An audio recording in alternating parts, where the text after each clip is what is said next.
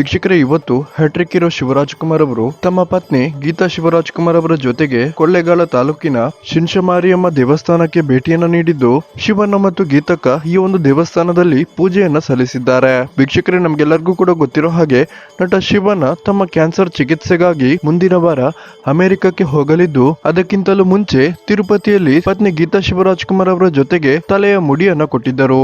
ಇವತ್ತು ಕೊಳ್ಳೇಗಾಲ ತಾಲೂಕಿನ ತುಂಬಾನೇ ಪವರ್ಫುಲ್ ದೇವತೆ ಆಗಿರುವ ಶಿಂಷಮಾರಿಯಮ್ಮ ದೇವಸ್ಥಾನಕ್ಕೆ ಭೇಟಿಯನ್ನು ನೀಡಿರುವ ನಟ ಶಿವಣ್ಣ ತಮ್ಮ ಆರೋಗ್ಯದ ಬಗ್ಗೆ ಕೇಳಿಕೊಂಡು ತುಂಬಾನೇ ಭಾವುಕರಾಗಿ ದೇವಸ್ಥಾನದಲ್ಲಿ ಪೂಜೆಯನ್ನ ಸಲ್ಲಿಸಿದ್ದಾರೆ. ಎಲ್ಲರ ಜೊತೆಗೂ ಹ್ಯಾಪಿಯಾಗಿದ್ದ ನಟ ಶಿವಣ್ಣನಿಗೆ ಅದ್ಯಾರ ಕಣ್ಣು ಬಿತ್ತು ಅನ್ನೋದು ಗೊತ್ತಿಲ್ಲ. ಆದ್ರೆ ಕೆಲ ದಿನಗಳಿಂದ ಶಿವಣ್ಣ ಎಲ್ಲರ ಮುಂದೆಯೂ ನಾನು ತುಂಬಾನೇ ಸಂತೋಷವಾಗಿ ಇದ್ದೇನೆ ಅಂತ ತೋರಿಸಿಕೊಂಡ್ರು ಕೂಡ ಶಿವಣ್ಣ ಅವರ ಮನಸ್ಸಿನ ಒಳಗಿನ ದುಃಖ ಅದು ಶಿವಣ್ಣನಿಗೆ ಮಾತ್ರ ಗೊತ್ತು. ಅಭಿಮಾನಿಗಳ ಜೊತೆ ಯಾವತ್ತಿಗೂ ಕೂಡ ತಮ್ಮ ದುಃಖವನ್ನ ತೋರಿಸಿಕೊಳ್ಳದೆ ಸದಾ ಖುಷಿಯಲ್ಲಿರುವ ನಟ ಶಿವಣ್ಣ ನಿಜವಾಗ್ಲೂ ಈ ಒಂದು ಕೆಟ್ಟ ರೋಗದಿಂದಾಗಿ ಕುಗ್ಗಿ ಹೋಗಿದ್ದಾರೆ ಅಂತಾನೆ ಹೇಳ್ಬಹುದಾಗಿದೆ. ಆದ್ರೆ ವೀಕ್ಷಕರೇ, ಎಲ್ಲದಕ್ಕಿಂತಲೂ ಮೀರಿದ ಶಕ್ತಿ ಅನ್ನೋದು ಒಂದಿದೆ. ಅದು ಶಿವಣ್ಣನ ಖಂಡಿತವಾಗಿಯೂ ಕಾಪಾಡಿಯೇ ಕಾಪಾಡುತ್ತೆ. ಶಿವಣ್ಣ ಮತ್ತು ಗೀತಕ್ಕ ದೇವರ ಮೇಲೆ ಇಟ್ಟುಕೊಂಡಿರುವ ಈ ಒಂದು ಭಕ್ತಿ ಮತ್ತು ನಿಷ್ಠೆಯೇ ಅವರನ್ನ ಖಂಡಿತವಾಗಿಯೂ ಕಾಪಾಡುತ್ತೆ ಅಂತಾನೆ ಹೇಳ್ಬೋದು.